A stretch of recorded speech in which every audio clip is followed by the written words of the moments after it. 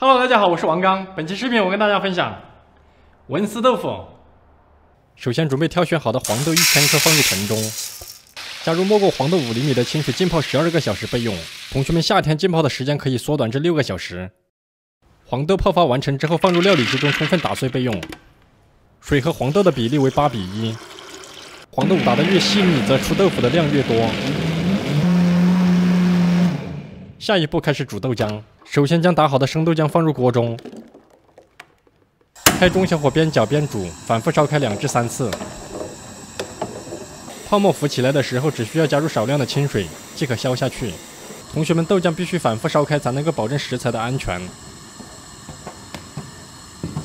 豆浆煮开之后，用纱布将残渣过滤干净，然后放置一边凉至85度左右。下一步开始准备葡萄糖酸内汁，碗中加入20克左右的葡萄糖酸。加入适量的温水，搅拌化开备用。搅拌均匀之后倒入模具中。下一步开始冲豆腐，首先将凉至85度豆浆表面的豆皮去除，然后直接把豆浆冲入模具里面。同学们注意，这个过程必须将豆浆冲均匀，然后将表面的泡沫去除干净。去除泡沫的这一步很重要，否则成品内汁豆腐表面有孔洞。然后待其自然凉透即可。这个过程大约需要2个小时左右。趁这个时候，我们来制作鸡清汤。首先，我们选择1年以上的老母鸡1只，开膛破肚之后将内脏清洗干净备用。然后剁下鸡腿，再将鸡胸肉均匀的切下来。取下鸡胸肉之后，再均匀的切成小块。下一步准备搅鸡肉蓉，将切好的鸡胸肉放入料理机中。加入其6倍的清水，打成白色的鸡肉蓉备用。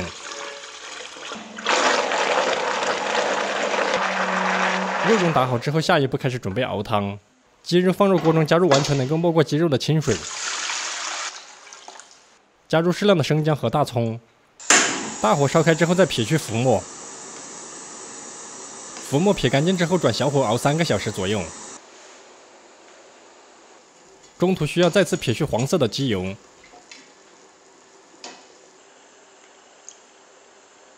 熬至3个小时之后，将鸡肉捞出。鸡肉捞出之后，再加入打好的鸡肉蓉，缓缓地下入锅中，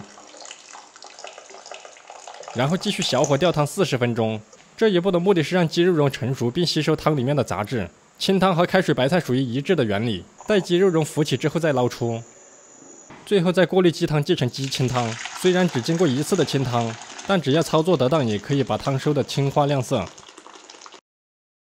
下一步开始准备文思豆腐的辅料，准备适量的香菇、香味火腿、黑木耳、青菜叶、新鲜冬笋，然后将所有的原材料切成细丝备用。香菇需要用干货泡发之后平刀推切，然后再叠在一起切成细丝。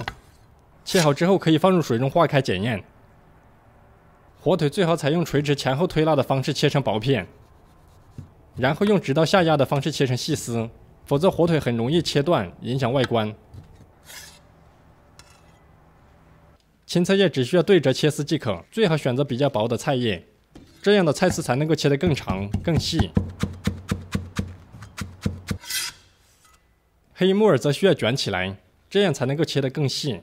木耳同样也需要用干货泡发再切，因为新鲜木耳很厚实，很容易分层。冬笋最好选择比较小且嫩的冬笋，采取直接切片再切丝。虽然用直刀切片更方便，但必须将其切得越薄越好，最好保持在2毫米以内最佳。将切好的冬笋丝放入碗中浸泡备用。所有辅料切好之后，下一步开始准备切豆腐丝。首先我们将豆腐划成小块，然后在模具中加满温水。这一步的目的是利用水的浮力取出易碎的豆腐。然后在豆腐中间切1刀，使其厚度保持2.5厘米左右。下一步开始切豆腐，首先用左手食指顶住刀面，直到将豆腐切成薄片。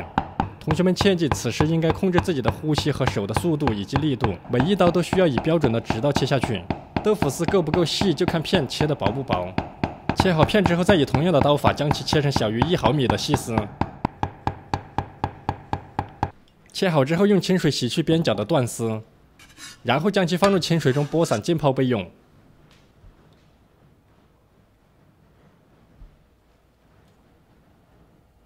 大家可以看到，此时盆中的豆腐经过水的浮力已成细丝。下一步开始煮制文思豆腐。首先，我们在锅中加入适量的清水，将切好的香菇丝、冬笋丝、木耳丝下锅焯水至断生。焯水断生之后捞出备用。然后锅中加入适量的鸡清汤，大火烧开之后转小火，再加入4种辅料。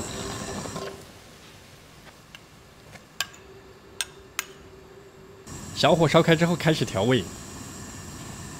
锅中加入食用盐1勺，调好味之后开始勾芡。锅中少量多次的加入水淀粉，同学们最好用土豆淀粉勾芡，因为土豆淀粉收的芡更洁白更透明。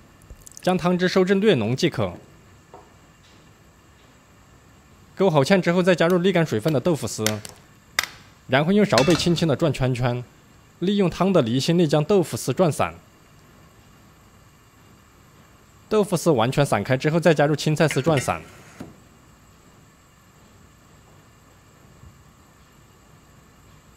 将原料充分散开之后，即可出锅上汤。一道非常美味、非家常的文思豆腐就制作完成。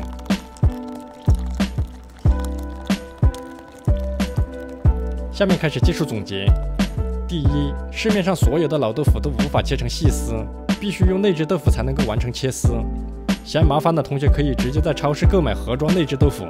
第二，切豆腐的菜刀刀口必须细腻锋利，切刀要求使用片刀或者桑刀，总之菜刀是越薄越锋利越好。第三，鸡清汤最好选择1年以上或者更老的母鸡，这样的鸡汤才会非常鲜。一般来说，鸡的第4根爪子越长，则代表年纪越大。当然，嫌鸡清汤麻烦的同学可以直接在清水中加入鸡精或者鸡粉。第四，此菜最好选择12月份左右的鲜冬笋，没有的同学可以直接用泡发的冬笋代替。下面开始花絮展示以及成品展示。